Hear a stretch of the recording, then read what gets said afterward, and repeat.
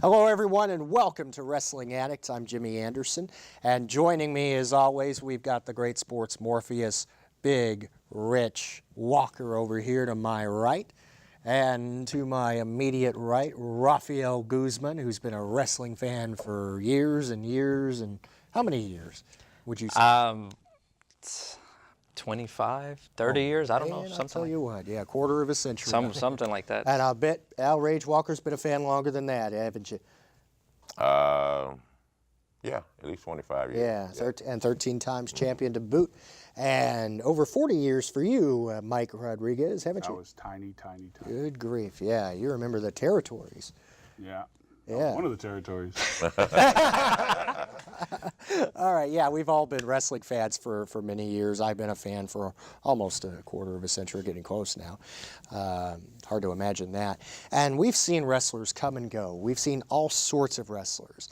And I thought today we'd talk about the different styles. We've had flamboyant styles and we've had non-flamboyant styles. And usually the ones who are the most flamboyant are usually the ones that tend to sell the most tickets. They tend to be the champions. They tend to get the pushes.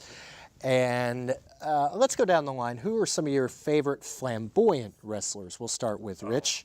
For me, of course, at the top of the mountain of flamboyance is got to be the one and only Ric Flair. Woo! Woo! I mean, Ric Flair was the epitome of flamboyance, man. Yes, he was. The introduction, the big robes, the music, the women, the fancy cars, Rolex. the Rolex watches, and I mean, he was the man when it comes to flamboyance. The limousine riding, jet flying, Kick stealing, wheeling, dealing, son of a gun. There you go. And Rafael Guzman, how about you? I'm going to have to go with the greatest, The Rock. The greatest The Rock, you think? The great one. The great one. The most electrifying man in all of entertainment. In all of entertainment. Yes. Okay. How about it, Al Rage? You all know the Macho Man. Oh, yeah. Yeah. All right, Mike. I'm going to go a little older than that. There you go. I'm going to quote the man who Hogan stole it all from. Superstar Billy Graham. Whoa. Oh, he's Pythons, baby. Yeah. That's right. Superstar Billy Graham had that. Oh, he was great, wasn't Yeah, Hogan stole his whole act from him. Yep. Wow. he? He did. Well, you know what? Tie-dye shirts. He sure The did. Pythons. He sure did. Calling everybody brother. Now, I'll tell you something, brother. that's right. Now, That you know was what's, Superstar. Wow. what's funny? Jesse Ventura stole from Superstar Billy Graham also. Everybody did. So he really set some precedents. And Didn't Flair steal from somebody also? was it Buddy Rogers and Gorgeous George kind of? Yes. it Yeah, was. Gorgeous George. Yeah. Yeah. Another But one. let me tell you, Yeah. where you think Gorgeous George got his gimmick from? Muhammad Ali. Now wait, Gorgeous George goes back to the 50s. How far back does Muhammad Ali go? He was boxing in the 60s. Late 60s. When he became a name. Yeah. Yeah. 'Cause That was somebody told me. He won his title Oh, well, in you're- 63. Yeah. You're probably right. I think Gorgeous George was the height of his popularity in the I'm 60s. getting, I think Sugar Ray Robinson, I can't remember. Oh, there you Probably go. Okay. Sugar Yeah. Rob, Yeah. Yeah. Because I think Gorgeous George was the one that really popularized the flamboyance. Right. You guys seen any of his matches on tape or film Yeah. or whatever? Yeah. Because, I mean, he'd start off and then he'd run to the corner Yeah. to have to try to fix his, face or something Worked like the crowd real well. He did, and he kept doing it. And nowadays, if you did that, they'd be chanting "boring." Yep. But back then, they wanted to kill the guy. Right. And that made it really good. Another one that was flamboyant was the American 350 Road. The greatest lisp. Yeah, that's right. A dream elbow. He's wined and Oh, dined. yeah. He's wined and dined with Who's keys. and the queens. girl that came out with him for a while wearing the polka dot? That was that Oh, was my Sapphire. That was. I think he's the only guy that could get away with wearing polka dots. Yeah. You know, Vince did that pretty much to get back at him. Kind of. But look how it blew up. It did. Yeah, I yeah. don't think Vince expected that. He took something that was meant to be a shot at him and made it, embellished it, made it great. Yeah. That's just Americana. kind of guy. Yeah, Yeah. exactly. I mean, everybody would hush whenever Dusty Rhodes would talk. All he had to do one time in WCW was go like this, and the crowd stopped, just with one hand. Yep. I mean, That's- he did great promos. I mean, all he there- was there excellent was on the to mic. Here's a guy that, let's be honest, he didn't look the greatest. He was obese, but Great entertainer. a great entertainer. Yep. And sometimes that's all it see, takes. that's what I've been talking about. Back then, you had to be talented if you're going to be at the top of the chain. Whereas that now they just throw bodies out there and just like throwing dice, we hoping that this guy will take off. Yeah. Pump them up, oil them up, and get them out there. Yep. Doesn't work, No. Nope. especially if you don't have the wrestling skills. Right. Dusty Rhodes had that. Oh, he did. no the, doubt. the bionic elbow, I think you're talking Yeah. about. Right? Yep. Thought it was a Yeah, dream he elbow, wasn't it? Tapped the elbow and dropped. Bionic, I think he kind of had. Yeah, he got Yeah. Yeah, the Different bionic- names, the different same name, move. same move. Yeah. Yeah. Yeah. And then you had the, oh gosh. The people's elbow. Come on. People's elbow, yeah. That's actually, I think that was probably kind of a spin-off of the bionic elbow. I little think, bit. you know, obviously he added the little flair part with the little crowd work and tossing tossing the elbow pad to the crowd. You know, that's Yeah. an adjunct to that, but pretty much is the same move. I think a lot of that was borrowed from Hogan's style because Hogan always had a series of acts before he would go for the finisher? the big boot, and Right. drop, and all that. And that's another one that was flamboyant. Was Hulk. Oh, no doubt. And you know, Vince Senior had him, and he didn't really use him to the. I don't think Hogan was quite ready yet. Right. But when Rocky III happened, and Vern Gagne had a hold of him, Vern didn't use him very well. Right. He kept, you know, it was like he'd win the match, but the referee would say, no, wait a minute, something happened, and now we're going to give it back to Nick Bockwinkel. They stuck with Nick Bockwinkel, and I think that helped kind of with the demise of the AWA, plus Vince rating their talent. You know, I'm gonna go old school. And I'm sure you would appreciate this really, Mike. What about classy Freddie Blassie? Oh, yeah. Yeah. Yeah, definitely. Yeah. As far as managers goes, Yeah. Well, yeah. I mean, he was. We were talking about flamboyant characters. He was probably the most flamboyant Always manager. dressed clean. Always. Jimmy, you can help me with this. I can't remember the guy's name for this to save my life. He came out and it was almost a Boy George characters, and he would kiss his opponent. Adrian Adonis. Adrian Adonis. Adrian Smed. No, Adrian Street. Streets. Yeah. With Miss Linda, He right? kissed- Miss Linda, was it? He His manager? kissed Terry Taylor. He sure did. Yeah. South. Yep. The Red Gonna get Rooster. the bat at The everyone. Red Rooster. Wasn't it Adrian Street and Miss Linda? Yeah. Is that what it was? You cast up. know. What is it with the? I mean, I I don't know. mean That guy go off gets batted subject. at everything I say, it ends up being Terry Taylor somehow. He kind of got a raw deal. didn't yeah, he? he- Kinda And he worked was a out. good wrestler too. He was. Was. Anyway, we get pobrecito. Yeah, but Speaking of, what about failed attempts at flamboyance? So you know exactly where I'm going with this because we talked about this all the time. Hold on. The absolute worst attempt ever, the worst gimmick ever of all On the time. count of three. You ready? Ready? 1, 2, 3. The artist formerly known as Fred Iacea. My God, dude, who the hell came up with that? must have been Vince Russo. Somebody drunk. Well, didn't Vince Russo drink? I have no idea. I mean, Raphael and I used to work together for years, and like we would sit around and just like the conversation would always come up like, dude, do you remember the artist one? Do you remember how bad How that lame it was? was. How lame it was? This is a funny story. Scott Hudson on the microphone when he was doing play-by-play. You remember his nickname for him? Taff Cappy, Oh, the artist for. The only thing that was good about the artist formerly known was that Charmel walked to the ring with him. That was the only thing that was good. Don't get me wrong. I thought he was a good wrestler, but Gimmick. horrible gimmick was horrible. horrible. Now, when he was just plain old Prince Iakea, he was terrific. I think he was the television champion, wasn't he? The world's television. Yes. For a little while, yeah. Yeah. He to me he tried to be like The Rock. You can't do that. No. Be yourself. You Worst know, thing you can do in wrestling is try to imitate somebody that's already established. That's the worst thing. Number one, the crowd's gonna hate you. and you know back then The Rock was on fire. I mean, You know, and unless you are designed to imitate that person, like how they had Gilbert. Remember him? Oh, that was yeah, funny yeah. though. funny. But see, WWE did that. As a shot. As a shot to that was WCW. a shot fired in the Monday Night Wars. I mean, they would knock on the door, like, ah, you know, he'll do that, and then those sparklers, and then the fire extinguisher smoke up his face. He'd be like doing all this. Yeah. Now, here's another one that started out as kind of not as charismatic, though he was, but he became much better, especially in WWE, Chris Jericho. Oh, yes, a legend. Yes. Yeah. Now, see, the reason I brought him up is because he parodied Bill Goldberg in WCW, but he took it farther. I mean, he had Ralphus, the big fat security guard. JPS, Jericho Personal Security. Yeah, and not only that, but whenever he'd come to, one time they had a funny thing on a pay-per-view where he was trying to find his way. You remember Goldberg had those really long, epic entrances where the handheld camera would follow him? Well, Chris Jericho kept getting lost. He didn't know where to go. He went down this hall. Then he goes through a door and locks himself out of the arena. I can't open that door. And he lost by countout or something like that. Yep. And oh gosh, I mean, there's so many. But yeah, then they had in WCW and late WCW the Maestro. Remember him? Yep. Yeah. With Symphony, his valet. I mean, they had a lot of dumb characters. Remember Kwee-Wee?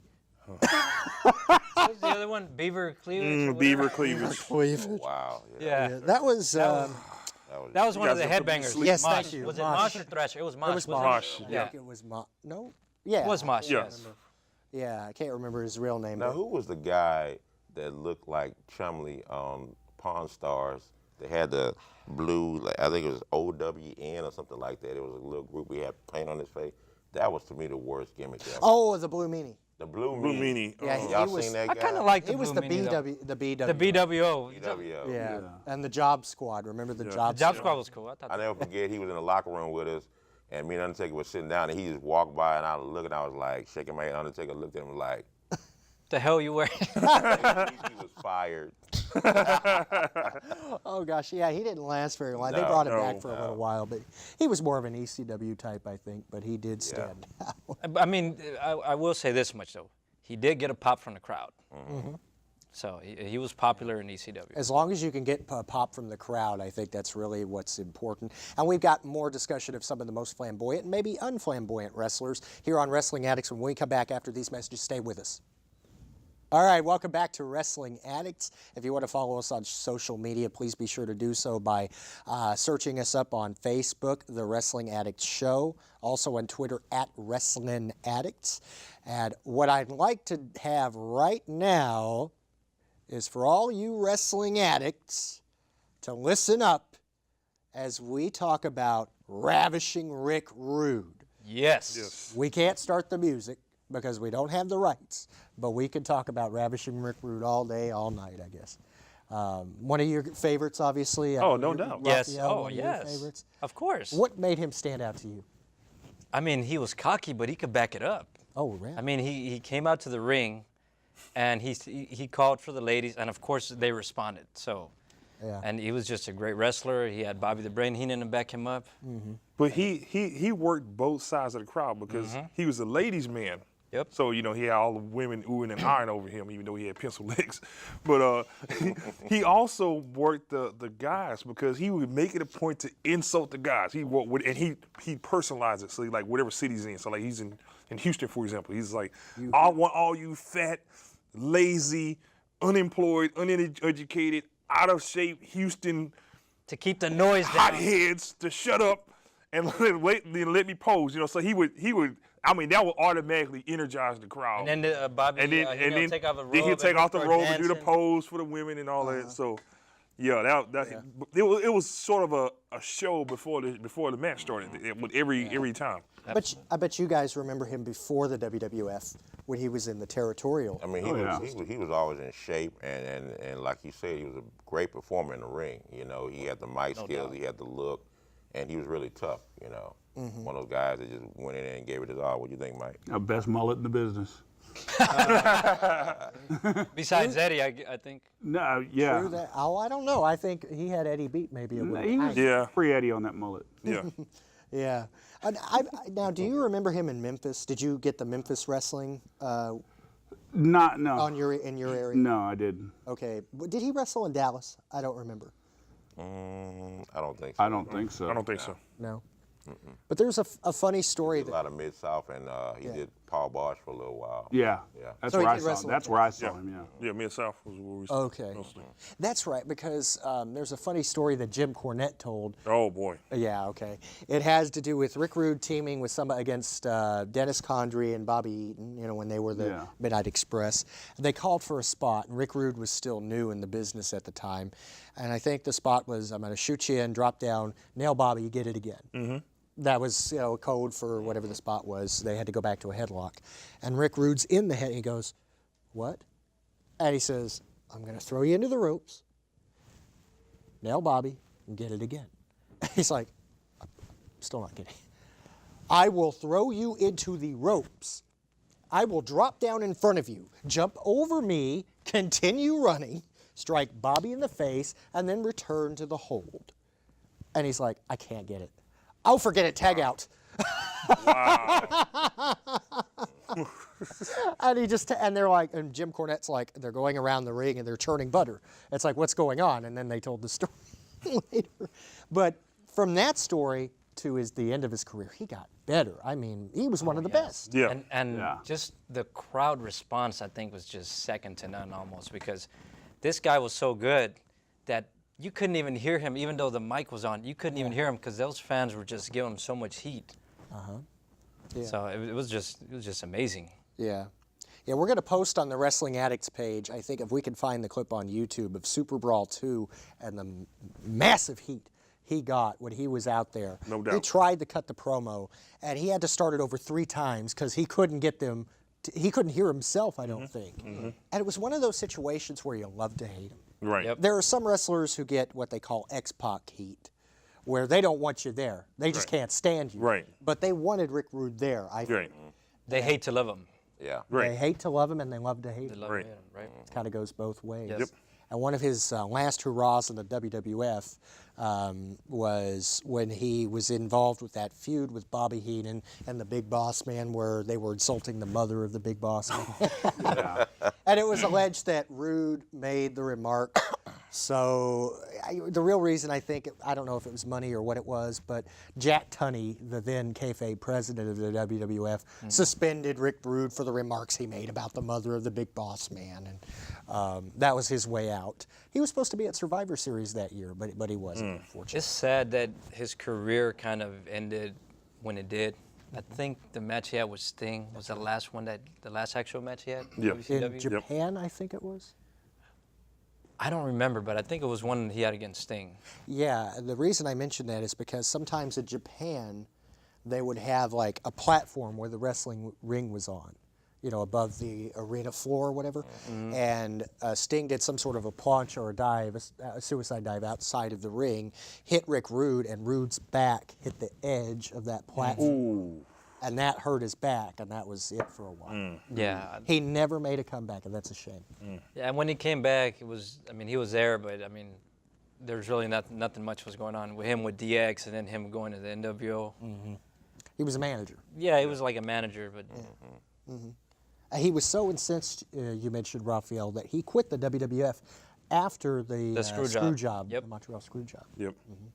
yeah, because he understood the business, and I guess he saw. Rage could probably give you a better explanation on that, but from a wrestler's point, I guess he felt it was the wrong thing that they did. So.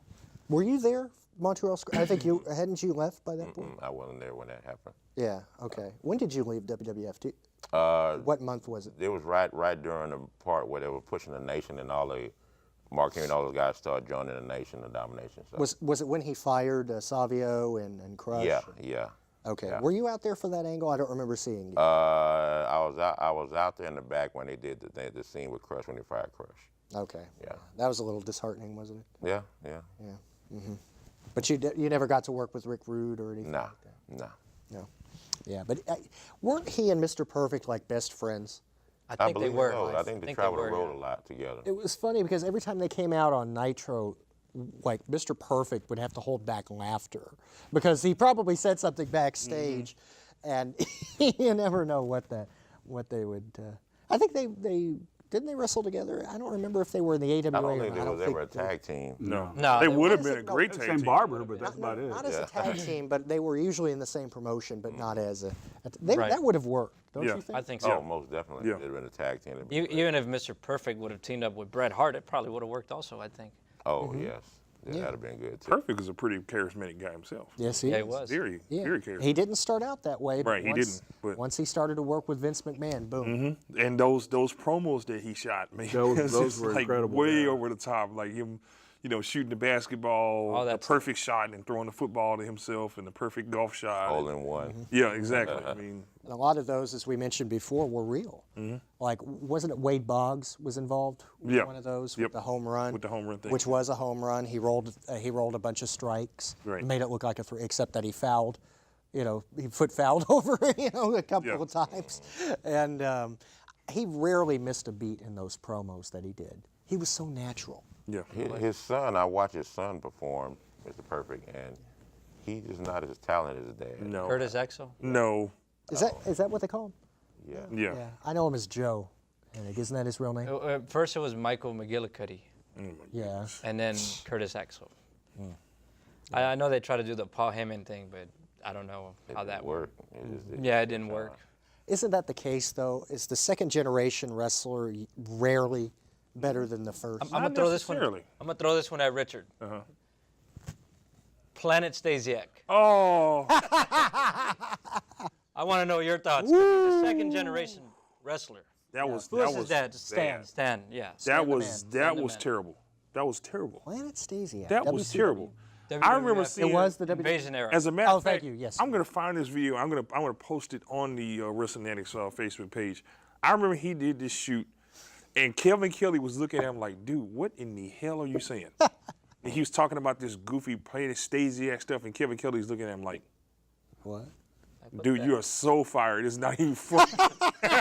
You can see the expression on Kevin Kelly's face, like, "What is this dude doing?" Now I'll tell you one thing I will give Sean Stasiak credit on. When Kurt Angle came in, his first pay-per-view match was against Sean Stasiak, his debut match, and it was actually a good match. Yeah.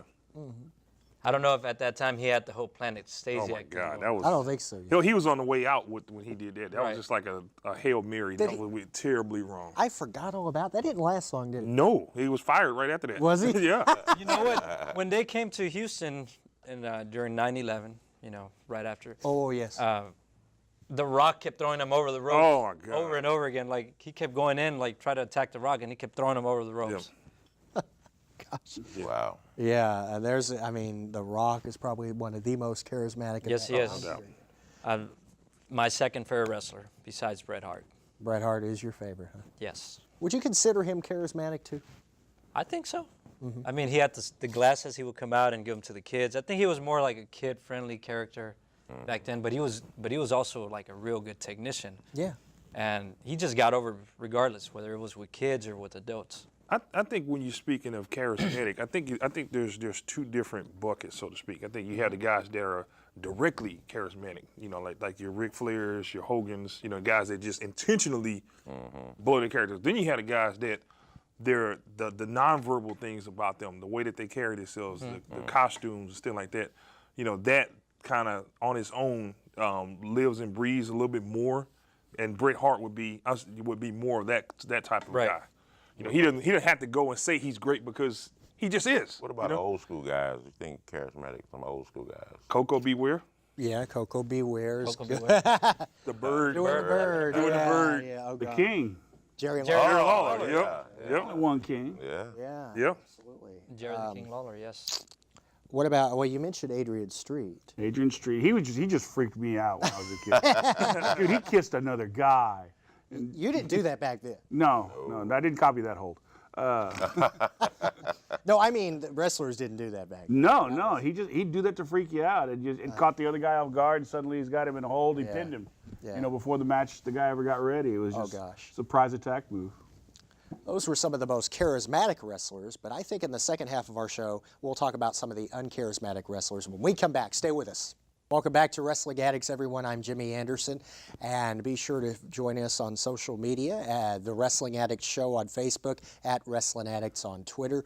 Just during the break there, Mitchell Brock, who's off camera right now, you mentioned that Rude and Kurt Hennig and Road Warrior Animal, who was it, Nikita Koloff, you think you threw in there? And Tom Zink all went to the same high school. Wow. Because we alluded to the fact that they were, good friends, Rude and Hennig. I certainly didn't know that. Robbinsdale, Minnesota, you said, right? Yes. You see, we are all wrestling addicts on this program. There's no question There's no about doubt it. about that. You got to be a wrestling addict to be here, I guess. Right. And oh gosh, we were talking about the sort of charismatic wrestlers. Now I think we should kind of concentrate on the ones who are talented, maybe that weren't as charismatic. And mind you, this is not an insult to anybody who's watching that may not be as charismatic. We're just simply mentioning the fact that they didn't have as a robust a personality. One of the ones that comes off the top of my head, I don't know if you guys agree with me, this is a really old school one, Dick Murdoch. Oh, Redneck Dick Murdoch. Captain Redneck Dick Murdoch. Yep. Yeah. I mean, he was a great wrestler and he could get over with the crowd, but he wasn't the most charismatic guy. Right. He talk a lot of trash on the mic, though, and I met Dick a couple of times in the black. That was just him. Period. That wasn't no loud, chew tobacco. Just crazy. He liked to play pranks, but that was really him. He was like, I'll come up there, boy, and I'll slap the hell out you. Him and Black Bart, man, they would just be telling all kind of stories in the back. They was really good. He was a really good wrestler. Yeah, most definitely. Now, you've probably got memories too, haven't you, Mike? A guy I found that I think his size, his strength, his wrestling should have been played up more. I think he should have. He was a pretty decent part of WWF when it was coming up, but I think he could have gone a lot further. Was Big John Studd. Big John Yep. Studd. Yeah. He had a lot of matches, a lot of rivals with the Giant over who the real Giant was, and he just never flourished like I thought he should have. And I think it's because he just didn't have the personality to sell himself or market himself like he could have. I think both he and Andre were Yep. kind of in the same boat, except Andre had that aura about him, and I think Big John Studd did too, to a certain extent, but they weren't as charismatic. Right. Let me ask you guys this: how much does not having charisma, do you think, Richard? I'll start with you. How much do you think it hurts a wrestler, or does it hurt a wrestler? It hurts big time because you don't necessarily have to be the most overwhelmingly charismatic guy. Especially if you have a manager that can fulfill that role, then that makes it even better. But part of character development is the way that you connect with the crowd. I mean, you can be one of the greatest technical wrestlers. You can get in there. You can do great spots and all this and that. But if the crowd's not feeling you, they're not feeling you. I mean, one of the examples I give you is I was at Raw one night, and I think we would all agree that Justin Credible is a pretty damn good wrestler. Oh, right. Yes. From a technical perspective. And he's a good hardcore wrestler also. I'm telling you, you probably could hear yourself text message in that place. It was him and Jerry Lynn in a match, and it was quiet. I could hear people from the other side of the stadium. But you know what? I'll tell you this much. If you're not a wrestling fan, if you're not a wrestling fan, why are you going to a wrestling show? That's another thing. Exactly. Well, That's going to be my rebuttal to that. Not that I'm disagreeing with you. Right. But if you're not a wrestling fan, why are you there? You're not going to enjoy yourself. Well, they came to see The Rock and Stone Cold. They weren't there to see. That's what I'm saying. But those guys that are in the middle tier and at the bottom, you damn sure have to find a way to get your character out there, because if not, I actually like Justin And Credible. see, back then, you had more guys that were complete like The Rock and Stone Cold. Then you had other guys that was in line that were just as good. So if you went into the ring and you didn't have that, you was at the bottom of the pole, man. I mean, it was a struggle for you. You really have to go there complete. The worst thing that could ever happen to a wrestler is to wrestle in a quiet match. True. Yeah. Either the crowd needs to be mad at you, they need to be pissed off, or they need to cheer for you. But if there's no emotion, there's You no get some response from sort the of crowd. reaction. Now, to build on what you said, Raphael, about the fact that they were, if you're not a wrestling fan, don't go. Maybe they are what they would consider wrestling fans, but they're not traditional wrestling fans. Like you Right. said, they were there to see the big names. Right. They're not technical wrestling fans, let's be honest. Right. But guys like Justin Credible and Jerry Lynn, you said it Right. was? I said Jerry Lynn Yeah. on our previous. Was it? Yes, you're right. Yeah. Now see, they are technical wrestlers. Right. But the fans aren't there to see Right, that. and unfortunately, they're not big name as far as like you can't compare them to like Chris Jericho or Stone Cold or The Rock as far as like big name popularity wise. Those guys, but Yeah. but as far as skills, they were good. They were Yeah, good technicians. but you can be a charismatic guy that gets over without being a main event type guy. True. You know. That's true. I think. I mean, hell, even the Brooklyn Brawler was a jobber, but everybody liked the guy. You know what I'm saying? Just Yeah, and I mean, you can be charismatic and not even speak. Look at George the Animal Steel. yeah. Yep. Yeah. Big time. He ate more ring posts than anything. Yep. I never heard an interview with him yet. Right. There are always exceptions to the rules, aren't they?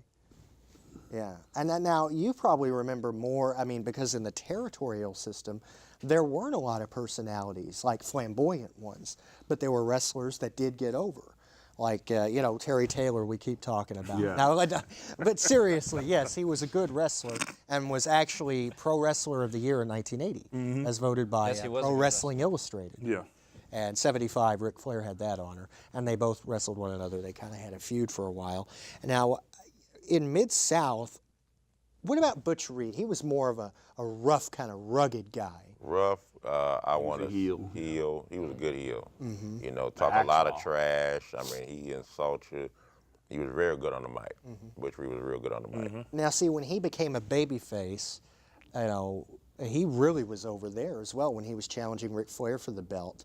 Which did you prefer, babyface Butch Reed or heel Butch Reed? Heel. Heel. Heel. He was a Definitely way heel. better Yeah. heel. You Yep. think so? Oh, yeah. Definitely heel. Oh, and the hacksaw feud. Yeah, him between and Hacksaw Duggan. Jim That was Duggan. good. That was classic. Battle of the Hacksaw. Battle of the Yeah, hacksaws hacksaws, between Duggan and Butch Reed, man. Yeah. Yeah. And he worked his part very well in it. See, there's another one, Hacksaw Jim Duggan. Oh, That's all he had. I mean, that's all he had to do. that's all he had to The do. 2x4, the the American American flag. flag, and the 3-point stance. Yeah. That was three- it. That was it. That's all he needed. Yeah, he got over. He got over with it. time. Yeah. yeah. And Him and Andre had a good angle for a while too in WWF. yes, that's right. And Andre kind of potatoed him and busted his. He didn't mean to, but it was when Hacksaw Jim Duggan was trying to hit him with the 2x4, and he accidentally busted his lip. Yep. Yeah. What about the iron? As a matter of fact, and now he's as far as I'm concerned, he's the most charismatic guy online. The Iron Sheik, folks. I'm telling you, More like controversial. oh my God! If you are not following the Iron Sheik on Twitter, you're cheating yourself out of one of the treats in life. Because I'm telling you, there's no telling what this guy's gonna tweet. But in the ring, He keeps it real. That's he just keeps it. it. He keeps it. They say the saying says you keep it 100. He keeps it like 500. Yeah. But Let me No, I'm say sorry. this though. No, you're fine. Let me say this. Eric Sims really kind of ruins those interviews when he's in. And you know who Eric Sims is? Yeah. It's kind of his promoter. He eggs him on to do these things. What is the Iron Sheik doing calling out Kurt Angle though? it's great. It's great. I love it. I mean, it's great. I wish that Sheik was a little bit younger because I think if he could come back for a little How old short is run, he? I would. He's got to be like his late 60s. He's Yeah. too old. He's way The too last old. I saw him, he was on like one of those Jenny Jones shows, and he was the surprise lover of a woman who was cheating on her husband. He had brought him out from the screen. He goes, "I am the man behind." I was like, "Really?" He still had his belt on, the pointy boots. Probably one of the best heels too I'm of the- all time. No, I'm no the doubt, real no doubt. champion. No doubt. No doubt. And he used to talk about Brian Blair and that he would Oh. do something to and I'll break his back and make him humble. Yeah. I mean, and he would, every time they'd ask him about a wrestler, he'd say, blank the wrestler, whoever it was. Like, I don't know, Ted DiBiase. talking Blank about, the like, Ted shoot DiBiase. interviews? Shoot interviews. Oh Yeah. my Yes. goodness. Oh yeah. You know, Russia #1, Iraq #1, USA, ha, pooh. Remember those were his Yep. promos? Yep. That's about all they let him say. Right. That's He about had all much more to could say back there. then. Yeah. He had much more to say than that though. He did a thing on Tuesday Night Titans, the old WWF talk show, where it modeled after the Tonight Show, where Vince McMahon was the host. He brought out his camel, and and it was supposed to be. Gene Okerlund said, "We need to come up with a name," and he said something about a camel named Clyde, like the Ray Stevens song or something like that. And Right. He said, "This is my camel, Claude." Oh my God. He misheard him. That's crazy. Classic, man. Classic. I'll tell you guys another character that maybe it was kind of weird at first, but I got to give the guy credit. Goldust. Yeah. Golda. Yeah. Yeah. Yeah. Yeah, when he came out, he was really weird. Yeah. Yeah. Really weird to me because I'd never seen him, and he almost had that Adrian Street thing going with, it was like, whoa, what is this guy? And he's spooky. good. I mean, he's kind of like wine. The older it is, the better it gets. Like, this guy's good in the ring. That Yeah. Goldust character saved his career because you remember when he was wrestling as Dustin Rhodes? Yeah, he. Oh, yeah. I mean, he was a good worker, but it was just couldn't get Dustin family Rhodes. come Yeah, see this him. is Dusty Rhodes' son. Yeah, he had a brief stint. Wake me up, Yeah, he had a brief stint in Yeah. the WWF in late '90, early '91, and he couldn't get away from his father's shadow. Then in WCW, they really didn't use him because he didn't have much of a character. Right. But Vince McMahon capitalized on that and gave him Goldust. Sometimes the most uncharismatic guys need the most outlandish. I'll tell you what, the most memorable thing, him versus Roddy Piper. Yes. Oh, yeah. Remember the backlot brawl at Yep. Yep. WrestleMania And 12? that chase scene or whatever. Yeah. Yep. Now that was for real. Some of those punches. I mean, they were. That was pretty hardcore even before the Attitude Era. Yeah. Yeah. That Was that the match where he got thrown into the electrode and what was that later? I can't recall. But that was funny. Like he was still having like the torch like. No, that was that was later on. But I mean that was a great example of like how he took one simple spot and he added into the character and just kept it going. right. Oh, he'll be like every time they would interview him, he'll stutter. Yeah. Yeah, that kind of added too. But that Hollywood backlot brawl was where they were in the back of the arena. Oh, yes. And Goldust ran Piper down with his car, and the Oh, yeah. baseball bat came into play, and the stiff punch that broke one of their hands. I think it was so hard. Then they came back into the arena, and I tell you what, we're going to be right back after this break. More Wrestling Addicts coming up. Stay with us. And welcome back to Wrestling Addicts. We're talking about the charismatic wrestlers of the past, present, and future, as well as some of the more uncharismatic characters of wrestling. And what I really wanted to do, Mike, is kind of get your thoughts on the old territories where they weren't as charismatic. Can you think of any others that kind of came out of the territories that weren't as flamboyant, per se, but were talented? There were, and they were popular, but they were, with a local town, local group here. You got guys like Jose Lothario. I don't think he was very charismatic. He won the crowd. He was a good hero. Chief Wahoo McDaniel. Yep. Again, there wasn't a lot of flamboyant. I mean, he wore the Indian outfit. One of my mother's favorites, by the way. One of my favorites. Guys like that. They were heroes. Everybody liked them, but they didn't do a lot of hoopla and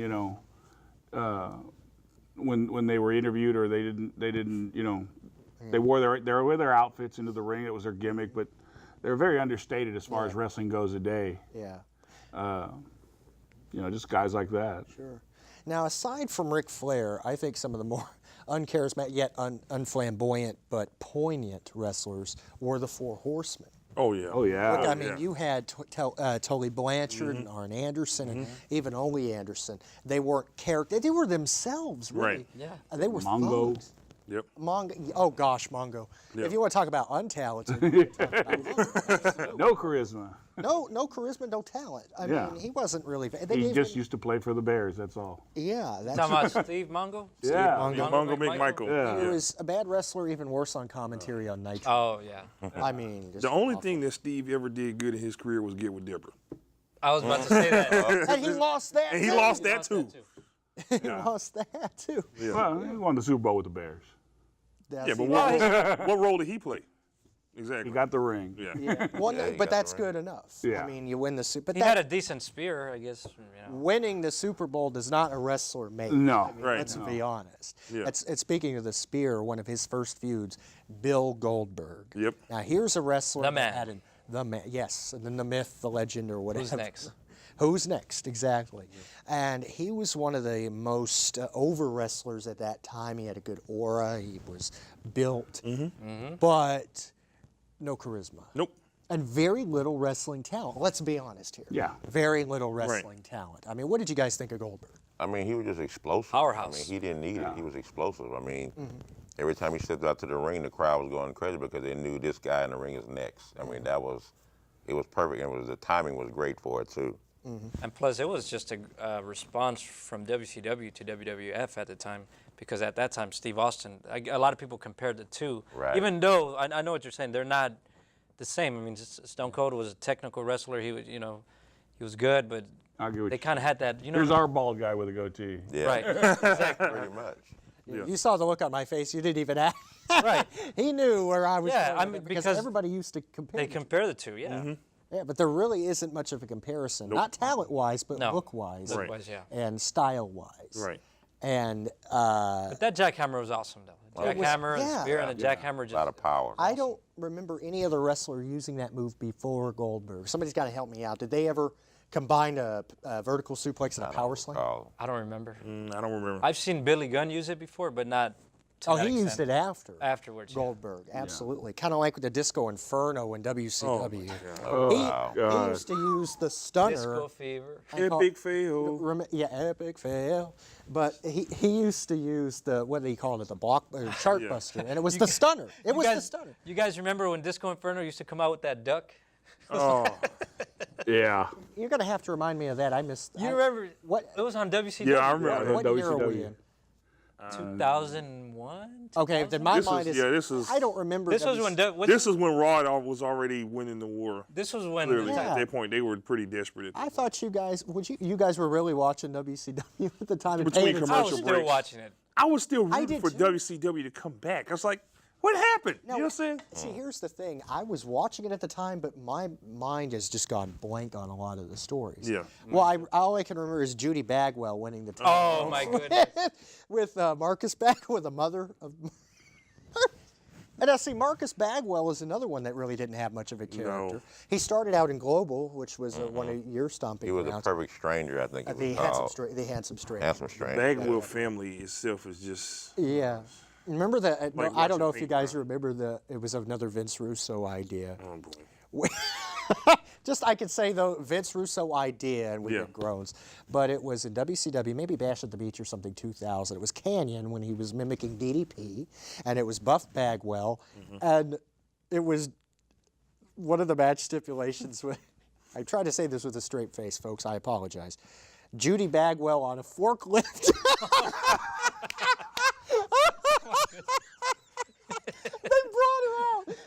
They brought her out on a forklift in a cage.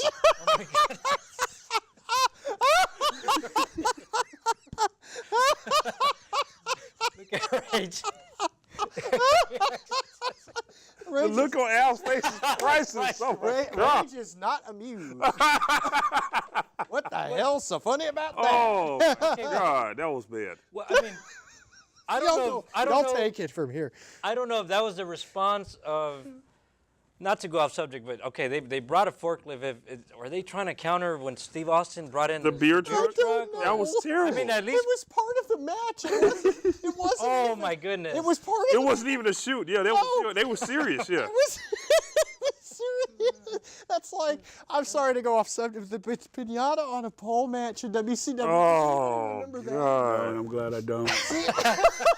And that's another, the Mexican wrestlers really didn't, I mean, they had the Lucha Libre personas, not necessarily the American personas, but they were great to watch too, weren't I think what it was, I don't know what Bischoff was thinking at the time when he was. they? Russo. They had It was Conan. Russo. That was So Russo. yeah. I mean, the cruiserweight division, and I know we're kind of going off subject, but all right. they could have done more with it, but the pinata thing and the forklift thing. The pinata fell off the pole. Oh God. Before. What I was told when it came with WCW and WWE, you know, the guys that came up with the ideas in WWE would come up to Vince and say, hey, well, we got this, this, and this. And Vince would make the final decision, no, no, no, yes. Whereas that in WCW, whatever idea they thought that was great. They just could ran be- with it. Yeah, it could be a chicken fighting a squirrel. Okay, let's do it. You know? Yeah, let's do it. So they had no Vince to say, no, that's ridiculous. We're gonna do this. Well, And- we did see a chicken. The Red Rooster. Oh yeah. Oh. Okay. And I think that hurt character development. What you Exactly. said, because part of what makes a guy charismatic is the whole storyline behind them, the way that they bring the characters, the way they interact with the other and wrestlers. having the right wrestler to play the character, Right. which is crucial. 'Cause you can't just take anybody to play a character that is not for that character. I'm going to match two people up, Vince Russo and Dean Malenko. They go together in a way. Dean Malenko, another uncharismatic but talented. Very, Yes. very. Very, very But talented. here's a problem. They booked him in a match against somebody in WCW late in the run. I don't remember who it was, but you couldn't go to the outside of the ring. That was automatically in the end of Dean Malenko rolled out to get his bearings and forgot the rules, and they rang the bell. Oh my. End of match in about 30 seconds. Yeah. But let's go back to Dean's great career now. Yeah. When he had that feud with Chris Jericho. Yes, Yeah, that was great. that was great. That was a great feud. The man of 1,000 holds versus the man of 1,004 holds. Right. Remember when Jericho came out there that shoot? With that list, yep. Yeah. Yep. Arm bar, hold 1. Hold number 2, arm drag. Hold 3, a shooting star staple Canadian super or some such thing. And then hold 7, the arm bar. He went through Yep. all that stuff. Now that was funny. That was. That was. Yeah, and it was sold. And then he lost the title, the cruiserweight title, to Dean Malenko at Slamboree, I think it was, when he was masked as one of the. He was supposed to be one of the Mexican wrestlers, but he unmasked. It was Dean Malenko, and the final two were supposed to. Since we're talking about the gimmicks, Yeah. I'm just remembering a gimmick that was kind of a rip-off of the Godfather's a great gimmick, by Yes. the way. Chris Champagne Canyon. Oh. That was like you remember that? It was Chris Canyon. Vaguely. Wow. How was it? He came out kind of like dressed up like the Godfather with I think I remember. yeah, with like two This chicks. is when you knew that the Monday Night Wars were in the favor of WWE, or WWF, because you had Disco Inferno copying Honky Tonk Man, who's a charismatic guy that we forgot to mention. I see Brock back there. Yeah, the Honky Tonk Man. And then another guy that we forgot to mention throughout this was Mr. Wonderful, Paul Orndorff. Paul Orndorff. Yeah. And WCW made several attempts to try to recreate that guy. It was just fail after fail after fail. Now he was one that borderline charismatic and sort of uncharismatic, I think, because he could cut darn good promos. Right. Yes. And he had a great feud with Hogan. Right. Yeah, he did. And remember the steel cage match on NBC Saturday Night's Main Event where they both tied and hit their feet on Brock's shaking his Yeah, when they yes. when they jumped over the at the same cage at the time, same and they had to time, yeah. restart the match. Yep. And Hogan ended up winning it, but not before Jesse Ventura chastised the win because he feels Orndorff was faster. And they even had to go to the time codes on the screen. Remember Yeah. the split screen Yep. shot? So I don't know how the heck they did that. They timed it perfectly. I think it was post production. You mean the Like the fall, they literally. I think that you could kind of see them looking at each other, and there was like and then they dropped down. Yeah. Just at the same time. That was perfect. Yeah. It was wonderful. No pun intended. But Mr. One, I liked that he wore on his tights Mr. Number Wonderful. Remember Right, that? right. I want to get y'all's thoughts on another character. Okay. Charismatic, not charismatic. I don't know. Lex Luger. What do y'all think? No. Mike. Well, Not charisma as far as the mic goes, no. but when he became the narcissist, I mean, he was when he became the narcissist. Again, that's Vince's Right. genius. Al Rage. I mean, when he was a narcissist, I didn't really care for him that much. It just didn't do anything for me. Yeah. I mean, a narcissist could have been a good character, I believe, on another person, but to me, Lex Luger didn't bring it to the utmost. Didn't really fit. Okay, Raphael, your thoughts? On Lex Luger? Yeah, quickly. I don't know.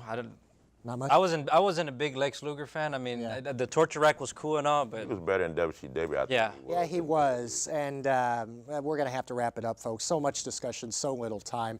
And I'm Jimmy Anderson. We are the Wrestling Addicts. Keep clean and stay safe. We'll see you next time right here. Goodbye, everybody.